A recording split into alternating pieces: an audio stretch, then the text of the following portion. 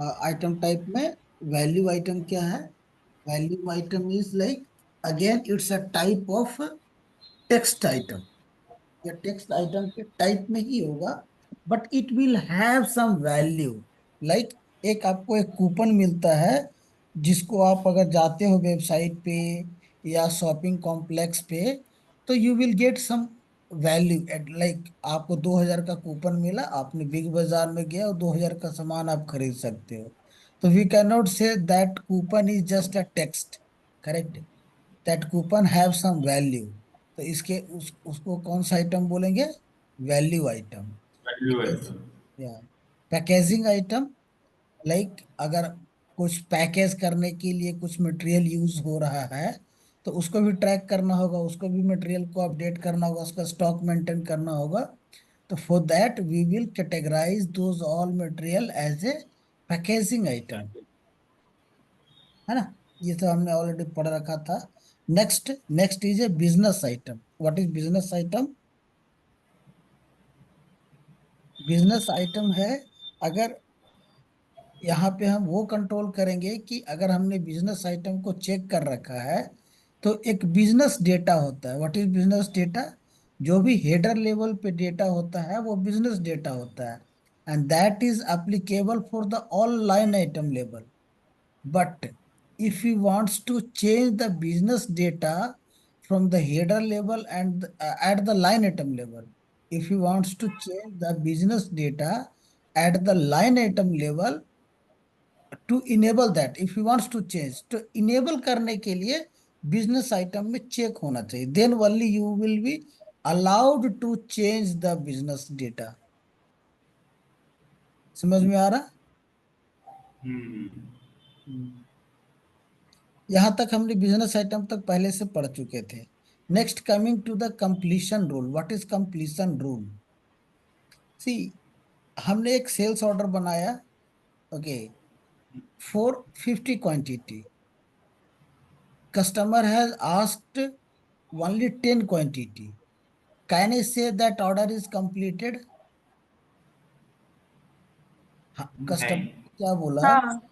नहीं, ये order complete नहीं हुआ है, क्योंकि ऑर्डर ने, कस्टमर ने 50 क्वांटिटी का ऑर्डर दिया था और हमसे 10 ही लिया, तो वो ऑर्डर कंप्लीट नहीं हुआ। कंप्लीट नहीं हुआ। नहीं। क्यों नहीं हुआ? हमारा पर अगर हम एक Shipment। पीस बेचते हैं, तो सपोज हमारा 100 रुपीज का है, बट सिंस वो 50 पीस मांगा था, तो हमने किया क्या, 90 रुपए के हिसाब से लगाया। अब वो 90 रुपए के हिसाब से ले करके और सिर्फ 10 पीस ले रहा है, तो that not a useful, correct? अगर ऐसे वो 10 10 पीस बोलता, तो हम उसको बोलते कि ठीक है, पीस में 2 रुपए छोड़ेंगे, 98 रुपीज के हिसाब से लगाएंगे। लेकिन वो 50 पीस लेना था, 100 पीस लेना था, इसलिए मैंने उसको 90 का रेट दिया। अब वो कह रहा कि सिर्फ हम 10 ही पीस लेंगे, तो that's not a good idea, correct? इसलिए अगर कोई सिस्टम ने कोई एक सेल्स ऑर्डर बना है जितने क्वांटिटी का, जब तक कि उतना क्वांटिटी वो नहीं लेता है, तब तक वो सेल्स ऑर्डर क्या होगा, ओपन हो रहेगा। ठीक है? तो क्यों रहे, इससे क्या होगा कि ताकि हम नेक्स्ट, अगर ओपन नहीं रहेगा तो हमको पता कैसे चलेगा कि कितने कस्टमर ने बोल के और नहीं लिया है, या सेल्स ऑर्डर दिया, सेल्स ऑर्डर बनाया, बट उसने, कस्टमर ने खरीदा नहीं है। वो कहे तो एक रिकॉर्ड होना चाहिए जिसपे हम कस्टमर को फॉलोअप ले सकते हैं, करेक्ट? तो इसके लिए क्या करते हैं हम, उस ऑर्डर को ओपन स्टेटस में रखते हैं। ये ऑर्डर ओपन स्टेटस में है, and then we can download a report for all open order, and then we can chase to the customer कि when you are going to buy this material. ठीक है? तो हम्म। every document have different, what I can say, different criteria or different way to complete it. Like if you will check the inquiry, see, for inquiry, this is the item category AFN, है ना? It will complete item. We will maintain completion rule as A. For inquiry, we will maintain as a B. Contract we will maintain as C. So If you will maintaining A, what does it mean? It mean it will complete with first reference itself. We have make an inquiry, okay, that someone has called. Inquiry is what? Our internal purpose only. So we have created one inquiry that you had asked for the mobile, or you had asked for this much for this quantity. But inquiry मतलब उसने सिर्फ पूछा है, वो कोई जरूरी नहीं है कि आप वो मतलब हाँ, वो इंटाइटल। रेट एक तरह से कोटेशन। हाँ हाँ हाँ। तो कोटेशन हम जैसे ही भेजेंगे, अगर मान लो उसने इंक्वायरी किया 10 आइटम का, लेकिन वो बोला कि नहीं नहीं 10 आइटम नहीं है, हमको सिर्फ 2 आइटम का कोटेशन भेजिए, तो हम क्या करेंगे, उन 2 आइटम का जैसे ही हम कोटेशन भेज देंगे, या 1 आइटम का भी कोटेशन भेज देंगे, तो वो इंक्वायरी क्लोज हो जाएगा। फर्स्ट रेफरेंस, जैसे ही कोई एक रेफरेंस देंगे, इंक्वायरी सिस्टम क्लोज कर देगा। सिस्टम समझ जाएगा कि अच्छा इंक्वायरी तो किया था 10 आइटम का, लेकिन वो आगे फर्दर सिर्फ एक आइटम पे जाना चाहता है। तो इंक्वायरी का कंप्लीशन रूल क्या है? ए, वो क्या बोलता है कि फर्स्ट रेफरेंस पे ही इंक्वायरी क्लोज हो जाएगा। कोटेशन का इंक्वायरी क्या है? कोटेशन का कंप्लीशन रूल है बी। बी क्या क्या बोलता है? Fully quantity has been reference. जब तक फुल, अगर कोटेशन हमने भेजा है 100 क्वांटिटी का, और वो सेल्स ऑर्डर सिर्फ 10 क्वांटिटी का भेज रहा है, तो वो कंप्लीट नहीं होगा। जब तक वो 100 का 100 नहीं लेता है, तब तक वो कोटेशन कंप्लीट नहीं कहलाएगा, क्लोज नहीं कहलाएगा। करेक्ट। हाँ। वैसे ही डिफरेंट डिफरेंट, एक कॉन्ट्रैक्ट है, कॉन्ट्रैक्ट का हम मेंटेन करते हैं सी, है ना। सी कंप्लीटेड और target quantity is fully referenced. Contract में एक होता है term called target quantity. Contract क्या है? कॉन्ट्रैक्ट होता है कि हम पीरियड बेसिस पे हम एक कॉन्ट्रैक्ट करते हैं कि पूरे साल में तुम 10,000 हमसे सामान लोगे, 10,000 पीस। तो वो क्या है कि जब भी हम सेल्स ऑर्डर जब भी वो हमसे खरीदता है, तो हम ऑर्डर क्वांटिटी ना दे करके टारगेट क्वांटिटी देते हैं वहां पे। ठीक है। तो टारगेट क्वांटिटी जब तक फुल्ली रिफिनिश नहीं होगा, तब तक कॉन्ट्रैक्ट कंप्लीट नहीं होगा। तो कंप्लीशन रूल बेसिकली क्या है? कंप्लीशन रूल बेसिकली ये है, वो डिफाइन करता है कि when any document is going to be as a complete और close, until criteria is not matched with the completion rule, that document will be in the open status। ठीक है ना। Completion rule is applicable only between sales document to sales document।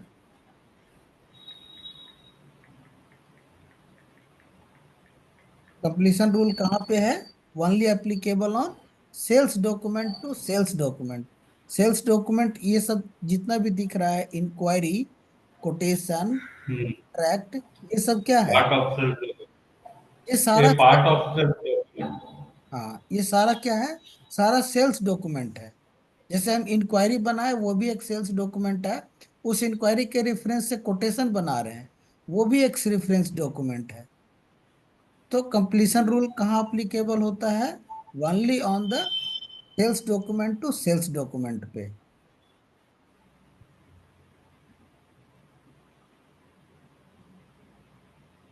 ठीक है। Next, schedule line allowed. See, schedule line allowed क्या बोलता है? Any material, whether we can schedule, like see, schedule means what? दो चीज, अलग अलग चीज है, कि आप शेड्यूल कर सकते हो या नहीं, या डिलीवरी कर सकते हो कि नहीं।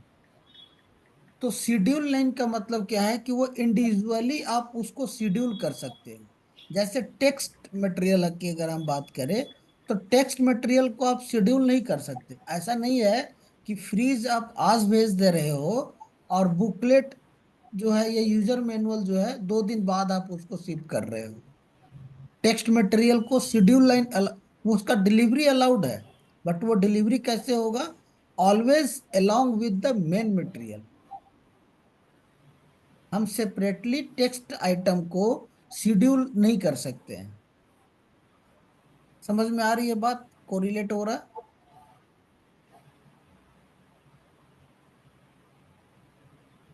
और शेड्यूल क्या कर सकते हैं? शेड्यूल मतलब डिलीवरी ऑर्डर, शेड्यूलिंग की हम बात कर रहे हैं, मतलब भेजने डिलीवरी। की नहीं।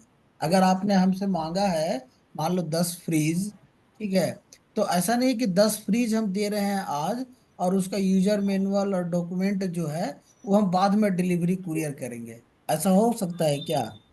ऐसा नहीं होता नहीं है। नहीं। हाँ, तो मेनली जो टेक्स्ट आइटम होता है वो क्या होता है, शेड्यूल लाइन अलाउड नहीं होता है। हम्म। वही ये बोल रहा है कि शेड्यूल लाइन अलाउड। अब अगर हम टेक्स्ट आइटम बना रहे हैं सपोज, क्या करेगा कि कस्टमर जो हमारा एम्प्लॉय है वो अलग से शेड्यूल कर देगा। तो as a system, as a ERP, ERP को कंट्रोल करना चाहिए कि वेदर वो डायरेक्टली शेड्यूल कर सकता है कि नहीं। तो क्या करेगा, जब हम टेक्स्ट आइटम बनाएंगे उसमें शेड्यूल लाइन अलाउड में हम चेक नहीं करेंगे, तो क्या होगा, वो शेड्यूल करने ही नहीं देगा। उसको डिलीवरी कर सकता है लेकिन उसका शेड्यूल नहीं कर सकता है। Hmm. If you will uncheck this schedule line tab, we can not, it tab will be not determined. जो शेड्यूल लाइन टैब है वो डिटरमाइन नहीं होगा। क्लियर है? हाँ हाँ। ओके। सी, इन सारे चीजों में शेड्यूल लाइन अलाउड नहीं है। The below item category will have schedule line allowed uncheck इतने में। G2N, G2N किसका है? G2N क्या है? इसीलिए हमने बोला है कि ये सारा कुछ याद होना चाहिए, तभी आप समझ पाओगे कि हम किसकी बात कर रहे हैं। G2N है क्रेडिट मेमो की। Vice character. हाँ, इनवॉइस करेक्शन और क्रेडिट मेमो दोनों एक ही है, G2N है। L2N क्या है? डेबिट मेमो है। KMN क्या है? ये कॉन्ट्रैक्ट होगा शायद। WKN हमको भी याद नहीं। Quality contract. TATX क्या है? TATX है अपना टेक्स्ट। हम बोले ना, अभी एग्जांपल में मैंने दिया कि टेक्स्ट को हम अलग से शेड्यूल नहीं कर सकते हैं। वैसे ही इन सब चीज में क्या है कि हम कोई डिलीवरी नहीं भेजते हैं। Credit memo, debit memo, invoice correction, इसमें क्या है, हम बाद में पढ़ेंगे कि ये सब एग्जैक्टली है क्या। लेकिन इस सब में इतना जान लो कि हम कोई डिलीवरी सामान नहीं भेजते हैं। इसलिए हम क्या करेंगे, उस शेड्यूल लाइन अलाउड को अनचेक रखेंगे। इसको क्या करेंगे, अनचेक रखेंगे, उसमें चेक नहीं लगाएंगे। तो क्या होगा, system will not allowed to deliver और schedule, will not allowed to schedule any material. Next is special stock. Special stock क्या होता है? स्पेशल स्टॉक क्या होता है, इसको समझने के लिए हम इसको देखते हैं। एक नॉर्मल जो ओटीसी का सिनेरियो, ओटीसी मतलब, what does it mean by OTC? ये बहुत फैमिलियर टर्म है, OTC, SD, order to cash. OTC मतलब ऑर्डर टू कैश, ठीक है। तो जो हम लोग पढ़ रहे हैं एसडी, सेल्स एंड डिस्ट्रीब्यूशन, वो किसके अंदर में, वो उसको हम क्या बोल सकते हैं, ऑर्डर टू कैश भी बोलते हैं लोग। ओटीसी, ऑर्डर टू कैश, मतलब कस्टमर ने ऑर्डर दिया और हमने कस्टमर से पैसा ले लिया, कैश ले लिया। इस बीच में जो पूरा साइकिल है, यही हम लोग पढ़ रहे हैं। एसडी में यही पढ़ते हैं। कस्टमर का ऑर्डर लेने से कस्टमर से कैश लेने तक का जो प्रोसेस है, वही है एसडी। वही उसको हम ओ टू सी भी बोलते हैं। एमएम जो, एमएम का जो होता है उसको पी टू पी बोलते हैं। प्रोक्योरमेंट टू पे, मतलब खरीदने से लेकर के उसको पे करने तक, वो पी टू पी बोलता है। ठीक है। तो हमारा क्या होता है, कस्टमर ने ऑर्डर लिया, कस्टमर ने ऑर्डर दिया कंपनी को, कंपनी ने डिलीवरी दिया, डिलीवरी से इनवॉइस दिया, और इनवॉइस के बाद कस्टमर ने पैसा दिया। यहाँ पे ही ओटीसी खत्म हो जाता है, एसडी यहाँ का ही पार्ट है। हम जितना जो कुछ पढ़ रहे हैं वो सिर्फ इस वाले पार्ट के लिए पढ़ रहे हैं। इस वाले पार्ट में क्या होता है, दो सिनेरियो होती है एग्जैक्टली, बट अभी हम एक ही सिनेरियो एग्जाम्पल देंगे कि क्या हुआ। कस्टमर ने ऑर्डर दिया कंपनी को, कंपनी क्या करती है, मोबाइल बनाती है। मोबाइल ऐसा नहीं है कि जब कस्टमर ने ऑर्डर दिया तब कंपनी मोबाइल को मैन्युफैक्चर करना स्टार्ट करेगा। करेक्ट, वो क्या करेगा, ऑलरेडी मैन्युफैक्चर करके पैकिंग करके उसका रखा हुआ रहेगा कार्टन का कार्टन। जैसे ही उसको ऑर्डर मिलेगा 10 कार्टन का, वो 10 कार्टन निकालेगा, डिलीवरी करेगा, इनवॉइस करेगा। करेक्ट। हाँ। एक दूसरा सिनेरियो भी है। यहाँ पे क्या होता है कि कंपनी के पास मटेरियल अवेलेबल नहीं है, कंपनी मैन्युफैक्चर नहीं किया है मटेरियल। वो कंपनी क्या किया है, एक बहुत सारा कंपनी होती है क्या, कि कस्टमर से ऑर्डर लेगा, जिस मटेरियल उस मटेरियल का, वो मटेरियल वो किसी और से खरीदेगा, और वो खरीद करके अब फिर वो कस्टमर को भेज देगा। कस्टमर से पैसा कंपनी ले लेगी और फिर इसको पे कर देगा। बीच का जो कमीशन हुआ वो कंपनी का फायदा हो जाएगा। जैसे कस्टमर ने 100 रुपए में कुछ खरीदा कंपनी से, कंपनी उसको 70 रुपए में किसी और से खरीदेगा, और वो सामान कस्टमर को मिल गया तो कस्टमर हैप्पी। कंपनी जो है 70 रुपये वेंडर को पे कर देगा, और कंपनी को मिल गया 100 रुपीज, तो 30 रुपीज का इसको बेनिफिट हो गया। मोस्टली आप अगर अमर राजा बैटरी, एमआरएफ, ये सब जितना देखते हो, वो सब क्या होता है, अमर राजा बैटरी, बैटरी कोई भी 2 4 5 कंपनी ही है, लेकिन आप बेचने वाला देखो बहुत कोई बेचता है। हर कोई बैटरी बेचता है। वो कैसे बेचता है, सेम इसी प्रोसेस पे बेचता है कि कस्टमर से जैसे ही ऑर्डर मिलेगा वो ऑर्डर वेंडर को देगा। वेंडर मतलब उसका कंपनी का मैन्युफैक्चरिंग जो कर रहा है, और वो वेंडर से सामान या तो वेंडर ही बोलेगा, वेंडर को बोलेगा कस्टमर के यहाँ भेजने के लिए, या वेंडर भेजेगा कंपनी को, फिर कंपनी भेजेगा कस्टमर को। कुछ भी हो सकता है। करेक्ट ना। हाँ। हम तो भूल गए, भी पढ़ क्या रहे थे, अच्छा स्पेशल स्टॉक पढ़ रहे थे। तो अब क्या हुआ, यहाँ पे देखो क्या होता है, कस्टमर ने ऑर्डर दिया कंपनी को, कंपनी ने ऑर्डर दिया वेंडर को। ठीक है, इस वेंडर ने क्या किया, सामान भेजा कंपनी को। अब ऐसा तो है नहीं कि हमारे पास दिन भर में 2 4 कस्टमर ही आ रहा है। हमारे पास क्या हो रहा है, दिन भर में थाउजेंड ऑफ कस्टमर आ रहे हैं। तो ये कंपनी वाला को कैसे पता चलेगा कि कौन सा जो वेंडर भेजा है ये वाला पैकेज, वो कौन सा पैकेट किस कस्टमर का है। इसने जो 1000 पैकेट भेजा है, इस पैकेज में से 1000 कस्टमर को भेजना है अलग अलग। अब वो कौन सा पैकेट किस कस्टमर को भेजना है, वो कैसे डिफाइन कर पाएगा। उस डिफाइन के लिए क्या करते हैं, हम स्पेशल इनवॉइस स्टॉक बताइए। इंडिकेटर रखते हैं। वो हम क्या करते हैं, स्पेशल स्टॉक इंडिकेटर यूज करते हैं। वो क्या करेगा, स्पेशल स्टॉक इंडिकेटर बताएगा कि ये वाला जो पैकेज आया है, जो वेंडर के यहाँ से ये पैकेज आया है, ये पैकेज क्या है, इस सेल्स ऑर्डर के लिए है। अब वो सेल्स ऑर्डर किसका है, वो उसको हम डिलीवर कर देंगे। परफेक्ट। हाँ। ये जो है स्पेशल स्टॉक इंडिकेटर सिर्फ 2 सिनेरियो में यूज होता है। एक हो गया कंसाइनमेंट ऑर्डर, और एक हो गया make to order. Consignment order, अभी हम एक एग्जांपल क्या दिए कि कस्टमर ने कंपनी को ऑर्डर दिया, कंपनी क्या किया, अपना गोडाउन में गया और सामान उठा करके ला करके डिलीवरी कर दिया। एक दूसरा भी ऑप्शन है। क्या ऑप्शन है, कि ये कस्टमर ने, अगर हम खरीदने जा रहे हैं बुलेट, हम खरीदने जा रहे हैं सम BMW, I don't know, at least हमको बुलेट का पता है। बुलेट क्या है, जैसे आप एक स्प्लेंडर खरीदने जाओ, हीरो होंडा का स्प्लेंडर, वो आप जाओगे, सामने आपका सामने स्प्लेंडर लगा हुआ रहेगा, आप पैसा पे करो और अपना घर लेके आ सकते हो। बट बुलेट में ऐसा नहीं है।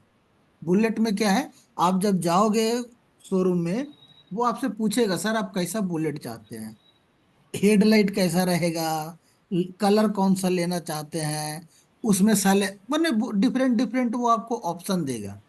कहने का मतलब है कि बुलेट वाला क्या करता है, कस्टमाइज करता है।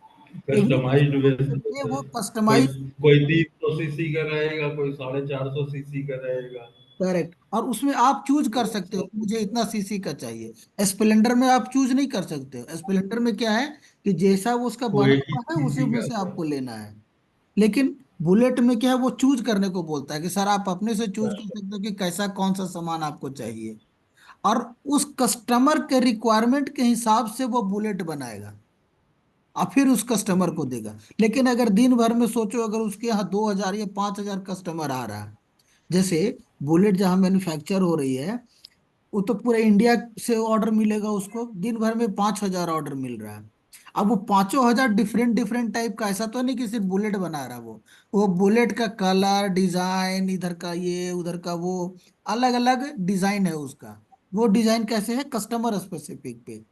तो वो अगर कैसे पता चलेगा कि कौन सा बुलेट का कौन सा जो मैन्युफैक्चर किए हैं वो कौन सा बनाया है, ये कहाँ से इंडिकेट होगा, ये इंडिकेट होगा स्पेशल स्टॉक इंडिकेटर को। और ये वाला जो प्रोसेस हो गया, जो कस्टमर ने कंपनी को ऑर्डर दिया, फिर कंपनी मैन्युफैक्चर किया, फिर मैन्युफैक्चर करके कंपनी कस्टमर को दे रहा है, इस प्रोसेस को बोलते हैं मेक टू ऑर्डर। इसको क्या बोलते हैं, make to order. Make to और एक जो पहले हमने एग्जांपल, कस्टमाइज। हम्म,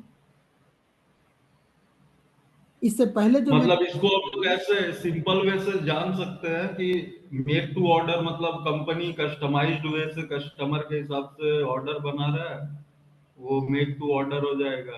करेक्ट, और जो कंसाइनमेंट स्टॉक वो है जो कंपनी के पास ऑलरेडी जो मेन आइटम जो मैन्युफैक्चर्ड होकर रहा है वो डायरेक्ट डिलीवरी दे रहा है नहीं एज नहीं पर नहीं, वेंडर वो रिक्वायरमेंट और वो कस्टमर वो रिक्वायरमेंट। कंसाइनमेंट नहीं है, वो कंसाइनमेंट नहीं है। इसलिए कंसाइनमेंट नहीं है कि हम स्टॉक से दे रहे हैं तो उसमें मुझे इंडिकेटर देने की जरूरत है क्या। देखो कंसाइनमेंट में डब्ल्यू इंडिकेटर है, तो उसमें हाँ। स्पेशल स्टॉक इंडिकेटर देने की जरूरत है क्या। नहीं उसमें नहीं वो तो जरूरत ठीक नहीं है। है, उसमें तो स्पेशल स्टॉक का इंडिकेटर की जरूरत ही नहीं है। तो वो वाला जो प्रोसेस है जिसमें हम स्टॉक से देते हैं, उसका नाम है मेक टू स्टॉक। अच्छा। इसका है मेक टू ऑर्डर और उसका है मेक टू स्टॉक। एक टू स्टॉक। मतलब वो आप बना करके स्टॉक रखते हो, फिर स्टॉक से सेल करते हो, उसको हम एम, अच्छा मेक टू स्टॉक को कोई नहीं बोलेगा make to stock. In in real scenario वो क्या बोलेगा, MTS, make MTS. To stock, MTO, make to order. तो ये सब शॉर्टकट भी आपको याद रखना पड़ेगा, ठीक एमटीओ, है। एमटीएस। आगे चल के हम लोग एम2ओ एमटीएस ही पढ़े बोलेंगे, make to order make to stock नहीं बोलेंगे। बट आपको समझना चाहिए कि क्या हम किसकी बात कर रहे हैं। ओके। ठीक है। तो हाँ, ये कंसाइनमेंट प्रोसेस अलग है। कंसाइनमेंट प्रोसेस क्या है, आ, सी जितना भी हम पढ़ेंगे सब दुकानदारी से रिलेटेड ही है, एकदम एक शॉपकीपर पे चले जाओ, जितना पढ़ेंगे सब उसी का सिनेरियो है। अच्छा। कंसाइनमेंट प्रोसेस क्या है,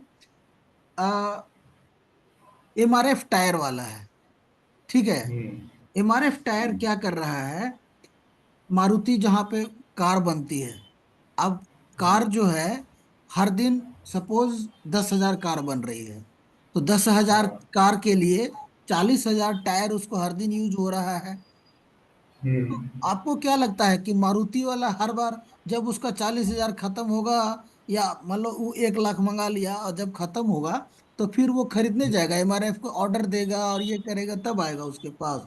नहीं। हम्म। उस केस में क्या करती, जहां पे बल्क सेल होता है या जहां पे स्लो सेल होता है, दोनों सिनेरियो में।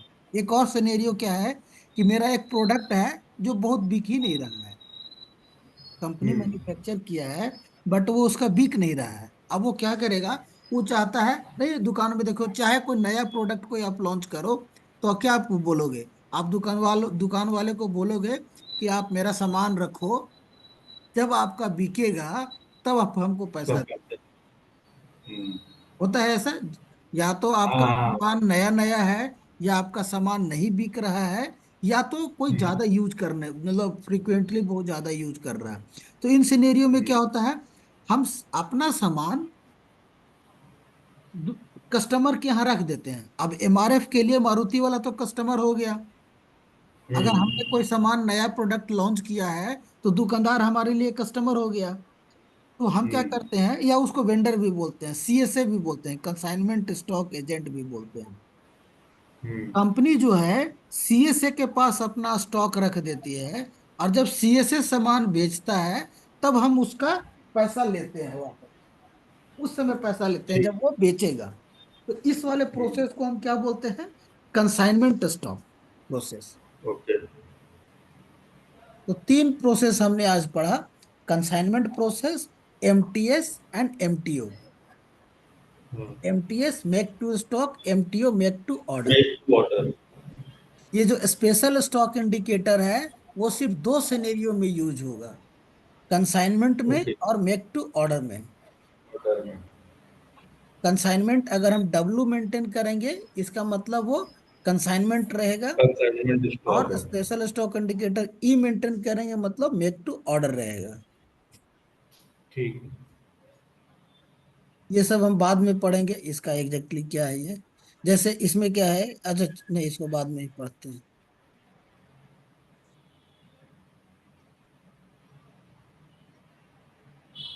Item relevance for delivery.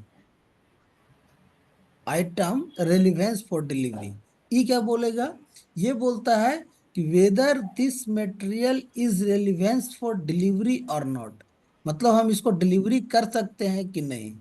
अब जैसे ओके। टेक्स्ट वाले आइटम, टेक्स्ट को हम, टेक्स्ट मटेरियल को डिलीवरी कर सकते हैं कि नहीं। टेक्स्ट मटेरियल को डिलीवरी कर सकते हैं कि नहीं। डिलीवरी कर। डिलीवरी कर सकते हैं, शेड्यूल नहीं कर सकते हैं। शेड्यूल मतलब अलग से उसका पैकेट नहीं बना सकते हैं, अलग से किसी डेट पे हम शेड्यूल नहीं कर सकते हैं, लेकिन डिलीवरी हाँ। कर सकते हैं। उसको हम डिलीवरी कैसे करेंगे, along with the main material. Main material. तो कोई जरूरी नहीं है कि जिसको हमको डिलीवरी करना है उसको शेड्यूल करना ही है। ठीक है। तो आइटम रेलिवेंस फॉर डिलीवरी क्या कर रहा है, ये बोल रहा है कि whether we can deliver the good or not. ये यहां से कंट्रोल होगा। बिलिंग रेलिवेंस, बिलिंग रेलिवेंस क्या है, बिलिंग रेलिवेंस बताएगा कि ये कंट्रोल करेगा whether any material is relevant for billing और नॉट। बिलिंग से रिलेट, बिलिंग इसको हम कर सकते हैं या नहीं कर सकते हैं, इस ये कौन कंट्रोल करेगा, बिलिंग रेलिवेंस करेगा। जैसे एएफएन, एएफएन में एएफएन किसका है, एएफएन इंक्वायरी का है। वेरी गुड, इंक्वायरी का है। देख लो कितना इंपॉर्टेंट है ये सब। हम आगे चल के इंक्वायरी का आइटम कैटेगरी नहीं बात करने वाले हैं, हम डायरेक्ट एएफएन, एजीएन, केडब्ल्यूएम, केएमएन ऐसे बात करेंगे। तो आपको कैच होना चाहिए कि हम अगर एएफएन की बात कर रहे हैं तो किसकी बात कर रहे हैं। इसीलिए मैंने बहुत बार बोला था कि वो सारा चार्ट आपको याद करना ही करना है, उसमें कोई उसमें नहीं। तो हम क्या कर रहे हैं कि एएफएन मतलब इंक्वायरी। अब हम इंक्वायरी को बिलिंग कर सकते हैं क्या, इंक्वायरी का बिलिंग कर सकते हैं। इंक्वायरी कोटेशन ये सब को नहीं कर सकते। इंक्वायरी, कोटेशन, टेक्स्ट, इन सब का हम बिलिंग नहीं करते हैं। तो इसमें हम क्या करें, बिलिंग रेलिवेंस इनका नहीं रखेंगे, इनका बिलिंग रेलिवेंस ब्लैंक रहेगा।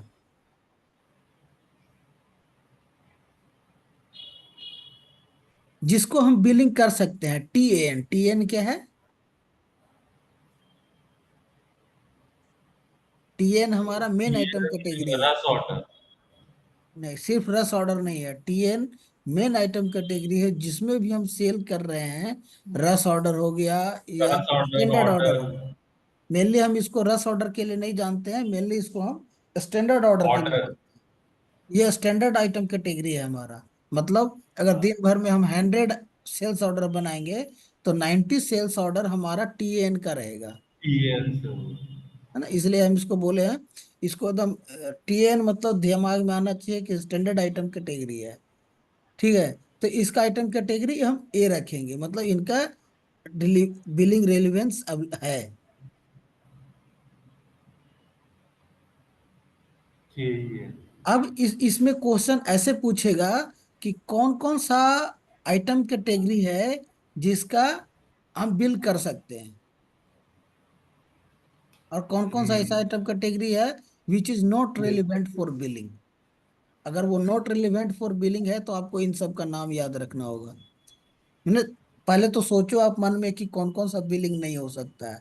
आप इस सब को पहले आप अगर जान लो कि ये क्या क्या है तो याद करने में आसान हो जाएगा। ऐसे AFN AGN ये सब नहीं हो सकता याद। लेकिन आप देख लो, याद करो कि अच्छा इंक्वायरी है, इंक्वायरी को हम बिल नहीं कर सकते, कोटेशन को बिल नहीं कर सकते, कॉन्ट्रैक्ट को बिल नहीं कर सकते, टेक्स्ट आइटम को बिल नहीं कर सकते। KBN KN है कंसाइनमेंट, कंसाइनमेंट को हम बिल नहीं कर सकते हैं। KLN मुझे पता नहीं, देखना पड़ेगा। ठीक है, तो ऐसे करके आपको याद रखना पड़े, मतलब समझना पड़ेगा तब याद हो पाएगा कि कौन सा रिलेवेंट फॉर बिलिंग है और कौन सा रिलेवेंट फॉर बिलिंग नहीं है। फ्री ऑफ चार्ज आइटम को। अरे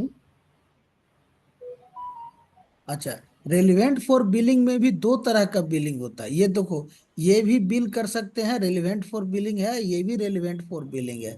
लेकिन कुछ सिनेरियो में क्या होता है कि हम बिलिंग जो करते हैं विथ रिफरेंस टू ऑर्डर करते हैं, और कुछ सिनेरियो में विथ रिफरेंस टू डिलीवरी करते हैं। जैसे हमने ऑर्डर बनाया 100 पीस का, डिलीवरी किया 10 पीस, तो हम उसको बिल कितने का करेंगे?